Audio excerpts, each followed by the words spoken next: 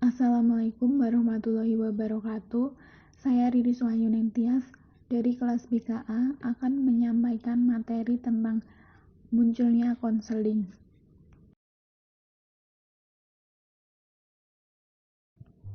Dalam materi munculnya konseling ini terdapat dua sub, yaitu pelopor konseling dan peristiwa yang mempengaruhi perkembangan konseling tahun 1900 hingga 1930.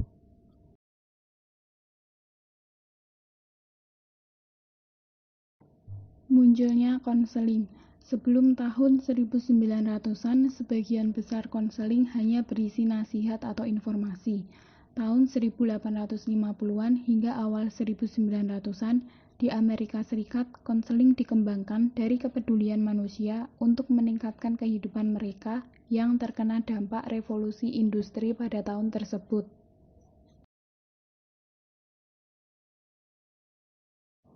Subbab yang pertama yaitu pelopor konseling. Terdapat 3 tokoh yang dikreditkan sebagai pelopor munculnya konseling. Yang pertama ada Frank Parkson atau biasa disebut Bapak Bimbingan. Beliau merupakan pendiri Boston Vocational Bureau pada tahun 1908, sebuah langkah dalam kelembagaan kejuruan. Dalam bukunya Memilih Panggilan yang terbit pada tahun 1909, beliau mengembangkan kerangka kerja untuk membantu individu dalam memutuskan karir sebagai berikut. Yang pertama, orang tersebut harus memiliki pemahaman yang jelas tentang bakat, kemampuan, minat, dan keterbatasannya atau penilaian diri. Selanjutnya, orang tersebut harus menyadari peluang kerja yang tersedia, persyaratan dan tuntutan pekerjaan, kompensasi yang diberikan, dan prospek pekerjaan atau study of option. Terakhir, cocokkan atau buat hubungan antara dua badan informasi, misalnya kemampuan orang tersebut dan karakteristik pekerjaan atau penalaran hati-hati. Kerangka kajiannya juga populer dengan sebutan teori faktor sifat. Tokoh yang kedua yaitu Jesse B. Davis. Beliau menyarankan untuk memasukkan topik tentang bimbingan karir dalam pelajaran mereka selama seminggu sekali dengan tujuan membangun karakter untuk mengurangi masalah siswa.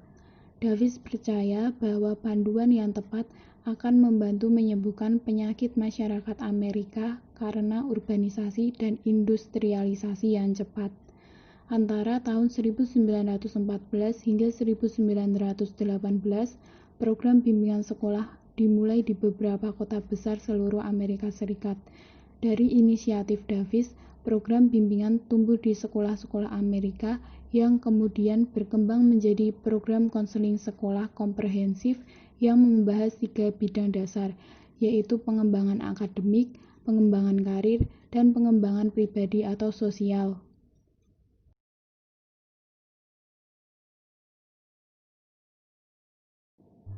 Tokoh yang ketiga yaitu Clifford Pierce.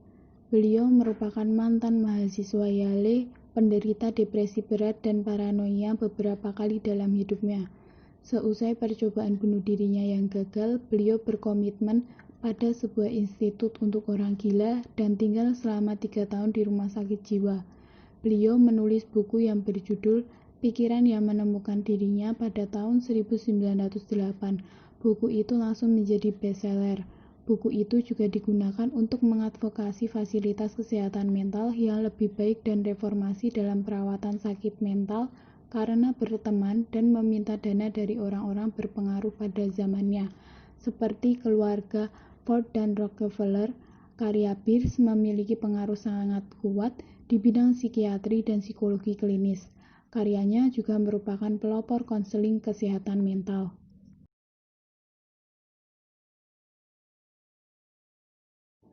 Subbab yang kedua yaitu peristiwa yang mempengaruhi perkembangan konseling tahun 1900 hingga 1930. Yang pertama, Asosiasi Bimbingan Kejuruan.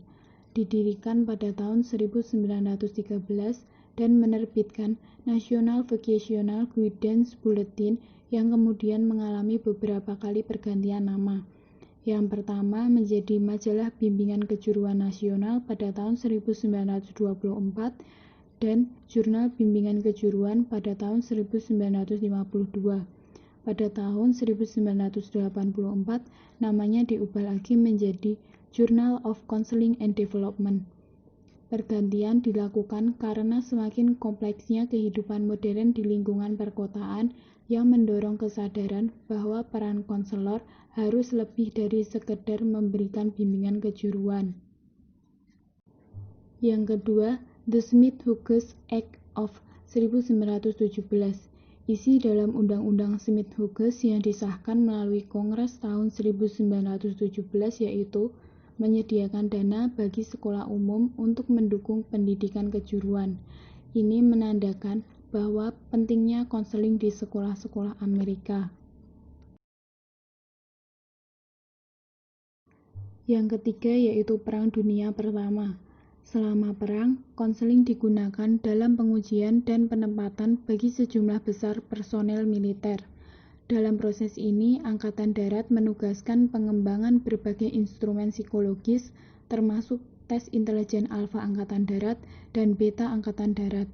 Berbagai perangkat screening digunakan dan tes psikologis menjadi gerakan populer dan fondasi awal yang mendasari konseling.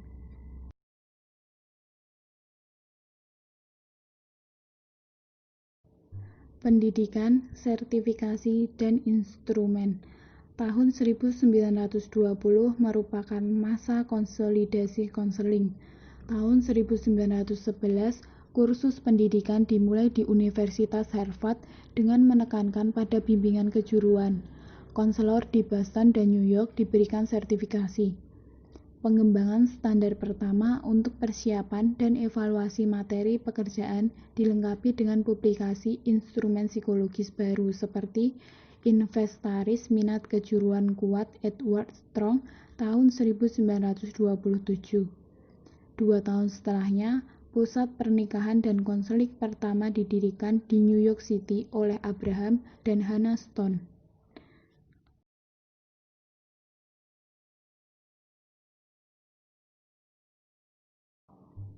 Teori konseling pertama. Teori konseling pertama dirumuskan oleh E.G. Williamson dan kawan-kawan di University of Minnesota. Beliau memodifikasi teori Parson dan menggunakannya untuk bekerja dengan mahasiswa dan pengangguran. Penekanan beliau dikenal sebagai sudut pandang Minnesota atau disebut konseling faktor sifat. Williamson mengusulkan bahwa semua individu memiliki ciri seperti bakat, minat, kepribadian, dan prestasi yang dapat diintegrasikan dalam berbagai cara untuk membentuk faktor sekelompok karakteristik individu. Beliau percaya bahwa pekerjaan konselor harus memastikan kekurangan klien dan kemudian meresepkan prosedur untuk memperbaiki masalah yang dihadapi kliennya tersebut.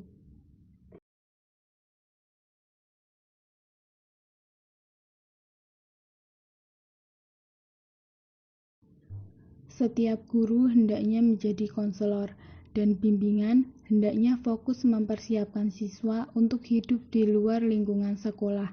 Kutipan dari John Bauer tahun 1932. Ketika menerbitkan buku berjudul Pendidikan sebagai Bimbingan tahun 1932, John Bauer melanjutkan penekanannya pada perluasan konseling ke spesialisasi lain. Beliau usul agar setiap guru menjadi konselor dan bimbingan yang harus fokus mempersiapkan siswa di luar lingkungan sekolah. Pemerintah Amerika juga menjadi terlibat dalam bimbingan dan konseling. Pemerintah juga mendirikan US Employment Service pada tahun 1930-an dan menerbitkan edisi pertama berjudul Dictionary of Occupational Titles atau DOT pada tahun 1933, yang kemudian menjadi sumber utama informasi karir bagi spesialis bimbingan yang bekerja dengan mahasiswa dan pengangguran yang menggambarkan pekerjaan yang diketahui Amerika Serikat dan kemudian memberi kode sesuai dengan jabatan. Terima kasih. Sekian, banyak salahnya mohon maaf.